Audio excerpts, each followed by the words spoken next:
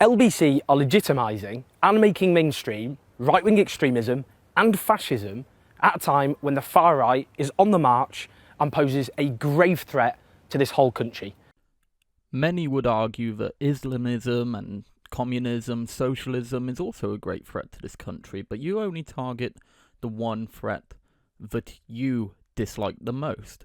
You've got to be consistent in attacking them all.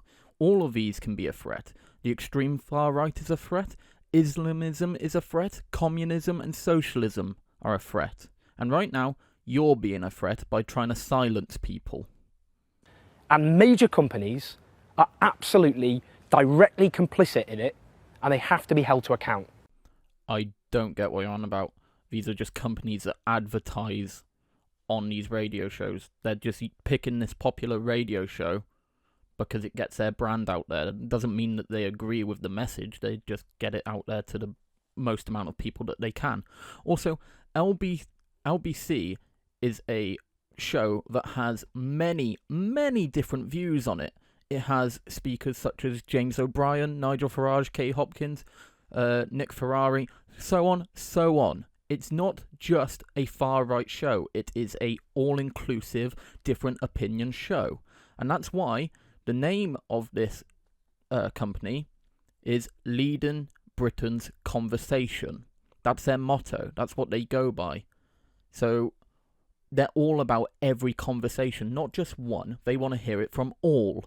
And that's why it's not just people ringing in and being fans of Nigel Farage. There's plenty of clips out there of people ringing in that radio station that despise him.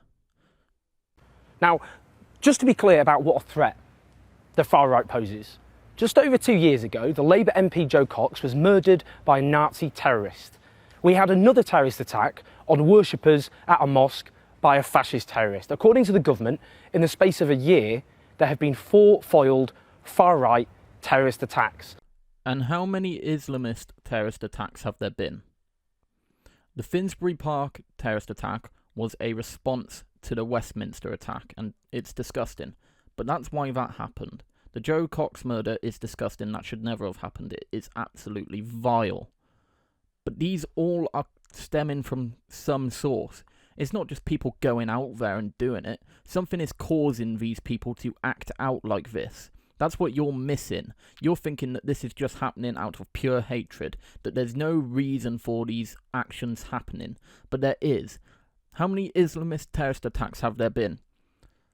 I can probably name 5 on my hand right now. Let's go for this. Charlie Hebdo, the Eagles of Death Metal in Paris. You had the Ariana Grande attack in Manchester, Westminster, so on, so on. You can keep going. It's undeniable that Islam is a bigger threat right now, Islamism at least anyway. And that's what these people are responding to. They're not being heard when they have issues with this, and they're consistently seeing Islam causing death and destruction in their own country, and yet you're complicit in forgiving it. On the streets, the far right are on the march, sometimes causing mayhem as they do so. And when Donald Trump visited and they took to the streets, we had an attack, a violent attack, on a senior trade union official. Is there anything that caused this attack, or did it just happen out of the blue? Let's have a look at what this trade union official was spouting off towards people before he was attacked. And that is why it's essential for us to be up down here today. And if they try to walk past there, we should try to block a road and stop them marching.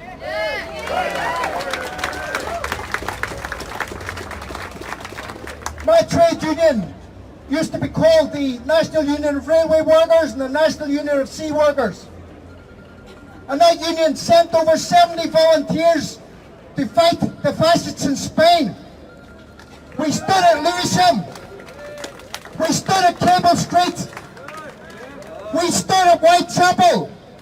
We stood at Waterloo, and we're standing here today.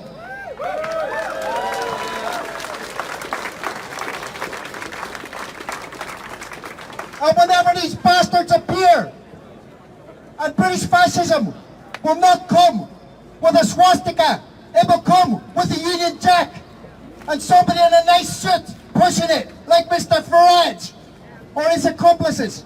Whenever they come up, the organised working class will be here. They batter them down again. Now, I don't support what happened to this man. In fact, I think it's vile. I don't think anybody should put their hands on anybody else. It's wrong. But it doesn't sound like he was there peacefully, does it? There's two sides to every story. I think we're starting to see that Owen only wants to see one side, and that's a side that pushes his agenda. The LBC presenter and former UKIP leader, Nigel Farage, provides the gateway between the mainstream media and right-wing extremism. And here's the striking example. On the 15th of July, Nigel Farage, a personal friend of Donald Trump, interviewed Steve Bannon, a key ally of Donald Trump. Fuck me, is that what it's got to? It's guilty by association now? Well, if that's the case, I'm sorry, Susanna Reid, you're a far-right neo-Nazi for interviewing Steve Bannon 2 days before Nigel Farage did. Facts and dates are not on your side right now. What you are proving is you are just against opinions that are different to yours. Otherwise, you'd be saying when Susanna Reid interviewed and debated Steve Bannon that she was pushing a far-right agenda. But you're not doing that. You're clearly after the parties that are against Labour. A man who has praised Benito Mussolini, the fascist dictator of Italy. And you support a man that supports what Hugo Chavez did in Venezuela and is actively trying to fight against capitalism. This is not a good thing. Why can we not just start calling the Labour Party what it actually is? The Socialist Party. Stop calling Labour Labour. It's a Socialist Party. Call it what it is. The Socialists of Britain. That's what they're now known as. Desde Londres tenemos una llamada de un amigo de Venezuela en contacto con Maduro desde Londres. Se trata de Jeremy Corbyn, parlamentario británico, militante y dirigente del Partido Laborista. Británico es otro país.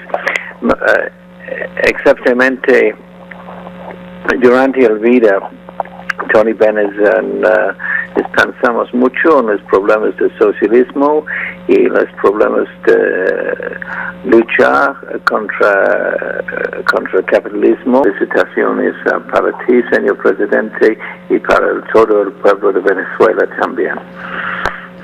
Gracias, Jeremy, por tu llamada, por tu saludo. Aprovecho esta llamada, bueno. There's a link to white nationalists and far-right extremists who's going across Europe backing, endorsing and trying to build up far-right movements. On this show, Steve Bannon, and this is on the headline on LBC, it says, Steve Bannon's call to arms. You're going to have to fight for your country. He said to Nigel Farage, if I was in Middle England and said that this wasn't what I voted for, I would rise up and make sure the guys in Parliament knew it. You're going to have to fight to take your country back every day, whether it's Italy, France, England or the United States. If we quit, they're going to be in control. When asked by LBC's political editor, that sounds like a call to arms, Bannon said, absolutely, this is war. Think about those words in the context of what I'd said. Okay, so I thought about it, and the words are obviously very, very aggressive. So I understand where you're coming from on that point. But you've got to understand what they're saying. They're saying if the government do not do the will of the people then need to get out there and say to the government, no, you're not representing us and you're not doing what we want. The government has now gone against the will of the people. It's no longer a democratic country. The people live under the control of the government, not the people control the government, which is what we've always been. That's why we have democracy. And that's what he's saying, is if you don't do what we say, we need to get out there and we need to push for them to do what we want. But you're going to just pick up on the little nuances and make it seem like he's trying to call for the murder of people. Fucking pathetic. Now, Nigel Farage himself said last year, but if they don't deliver this Brexit that I spent 25 years of my life working for, then I will be forced to don khaki, pick up a rifle and head for the front lines.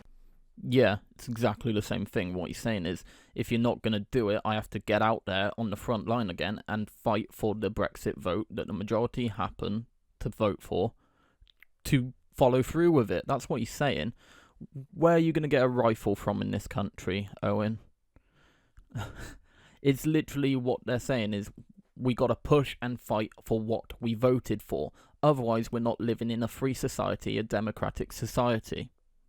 Steve Bannon also lauded Tommy Robinson, a extreme right-winger who is currently in jail for his attempt to derail a court case. I've covered multiple things on Tommy Robinson and Owen's relationship, I guess, with him, so I'll link the other video to that in the description. Also, he wasn't trying to derail the court case, he was reporting on it. Why would he want to derail Muslims going to prison for raping young girls? He's reporting on it, you fucking mongoloid. Involving alleged rapists, a man who has previously gone to prison for mortgage fraud and an assortment of other crimes. Covered them in my other video, once again, go watch it. And called him the backbone of this country. A day after the Steve Bannon incident, Raheem Kassam, who is a key ally of Nigel Farage and a right-hand man of Steve Bannon, a man who is deeply involved in the pro-Tommy Robinson movement, who was comparing at the pro-Tommy Robinson protests, he was kicked out of LBC after claiming to be signed in by Farage's spokesperson. And he then posted on Twitter and Facebook what he described as the ugly mug of an LBC producer. He put his picture on with his email address, inviting people to bombard him with emails, an attempt to intimidate. Now, I've spoken to several LBC people, and they are openly scared of Nigel Farage's entourage. I really, really wanted you to call Raheem racist, because I thought it would just been hilarious, but I would argue what Raheem is doing is telling his followers to go and complain that he's not being allowed on. It's a pretty standard thing, you know. His followers want to hear him speak on a radio show. Fair enough. And when he's not allowed, I'm not being allowed, followers, go complain on my behalf so that it shows there's a want for me to be heard. But not only that, you do exactly the same. You order your followers to go and complain about the BBC when they do something that you don't like. The hypocrisy from you is honestly dumbfounding. I can't believe that you're so blind to it. Now, Global Radio, the parent company of LBC, it relies, of course, on major companies to advertise on its station to fund the salaries of the likes of Nigel Farage. Now, it is up to LBC whether they provide a platform to Nigel Farage. Yes, it is. So shut the fuck up and let them do their job and their business and their decisions. Stop trying to influence it. It is also up to these companies. It's their decision whether they want to associate their brand with the sort of extremism that I just described. I'm sure they are aware of the people that they have on their show's views. And that's why they probably have them on, is because they know that it gets airtime, it gets people interested in listening. That's why these companies advertise on there, is because they know that there's a vast amount of people with different views listening. And the more different views there are, the more people there are. That's their mindset, and they already know who's on there. Now, I want to give you some brands which advertise on Global Radio. BMW, McDonald's, TK Maxx, Oasis, NatWest. These are high street brands, these are family brands, and they are absolutely up to their neck in complicity with Nigel Farage because they're quite literally helping to fund his wages. But if that's the case, they also fund the wages of Majid Nawaz, James O'Brien, Kay Hopkins, vast amounts of different people with different views. That's why they've chosen to be there. Stop targeting one person just because you disagree with them the most. It's absolutely disgusting. What we all need to do now, on Twitter, on social media, is ask each and every one of these brands whether they are happy to be associated with this right-wing extremism which they are funding through their advertising. Now, it's not just those brands. There are some other brands as well, which you can see on screen. But all of us have to make a decision. Do we stand back at a time like this, when the far right, the extreme right, are becoming ever more respectable and mainstream? Or do we draw that red line? Do we say, actually, we're not going to accept the growing respectability of right-wing extremism, which poses a horrifying threat to all the values and our democracy that we should all hold dear. It's up to all of us. So it's clear what this is. This is an attempt at you trying to get Nigel Farage fired from LBC.